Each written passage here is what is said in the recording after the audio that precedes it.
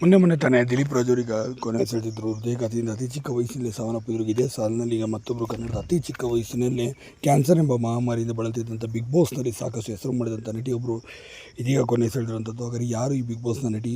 ಯುವ ನಟಿ ಅಂತಲೂ ಕೂಡ ಹೇಳ್ಬೋದು ಸ್ನೇಹಿತರೆ. ಹೌದು, ಇತ್ತೀಚೆಗೆ ಅಂದರೆ ಬಿಗ್ ಬಾಸ್ ಸೀಸನ್ 4ರಲ್ಲಿ ಕಾಣಿಸಿಕೊಂಡಿದ್ದಂತಹ ಸಾಕಷ್ಟು ಹೆಸರು ಕೂಡ ಮಾಡಿದಂಥ ಮತ್ತು ಸೀರಿಯಲ್ಗಳಲ್ಲೂ ಕೂಡ ಅಭಿನಯ ಮಾಡಿದಂಥ ಮುಕ್ತಾ ಸೀರಿಯಲ್ ಮತ್ತು ಕಾಫಿ ತೋಟ, ಮನ್ವಂತರ ಸೀರಿಯಲ್ಗಳಲ್ಲೂ ಕೂಡ ಅಭಿನಯ ಮಾಡಿದಂಥ ಮತ್ತು ಮಜಾ ಟಾಕೀಸ್ನಲ್ಲೂ ಕೂಡ ಹೆಚ್ಚಾಗಿ ಕಾಣಿಸಿಕೊಂಡಿದ್ದಂತಹ ನಟಿ ಅಪರ್ಣಾ ಅವರು ಇದೀಗ ಕೊನೆ ಸೆಳೆದಿರುವಂಥದ್ದು. ಅಪರ್ಣಾ ಅವರು ಸಾಕಷ್ಟು ದೊಡ್ಡ ಮಟ್ಟಿಗೆ ಹೆಸರು ಮಾಡಿದಂಥ ಅತಿ ದೊಡ್ಡ ಕಲಾವಿದರು ಅಂತ ಹೇಳ್ಬೋದು. ಸುಜನ್ ಲೋಕೇಶ್ ಅವರ ಆಪ್ತ ಸ್ನೇಹಿತೆ ಕೂಡ ಆಗಿದ್ದು, ಮಜಾ ಟಾಕೀಸ್ನಲ್ಲಿ ವರಲಕ್ಷ್ಮಿ ಎಂಬ ಪಾತ್ರವನ್ನು ಮಾಡೋದ್ರ ಮೂಲಕ, ಕಾಮಿಡಿಯನ್ನು ಮಾಡೋದ್ರ ಮೂಲಕ ಸುಮಾರು 1,500 ಎಪಿಸೋಡ್ಗಳನ್ನು ಮಾಡೋದ್ರ ಮೂಲಕ ಸಾಕಷ್ಟು ಜನ ಮನೆ ಮಾತಾಗಿದ್ದರು. ಇತ್ತೀಚೆಗೆ ಒಂದು 3 ವರ್ಷಗಳಿಂದ ಕೂಡ ಎಲ್ಲಿ ಹೋದ್ರು ಅಂದು ಕೂಡ ಯಾರಿಗೂ ಕೂಡ ಕಾಣ್ತಾನೆ ಇರಲಿಲ್ಲ ನಟಿ ಅಪರ್ಣಾ ಅವರು.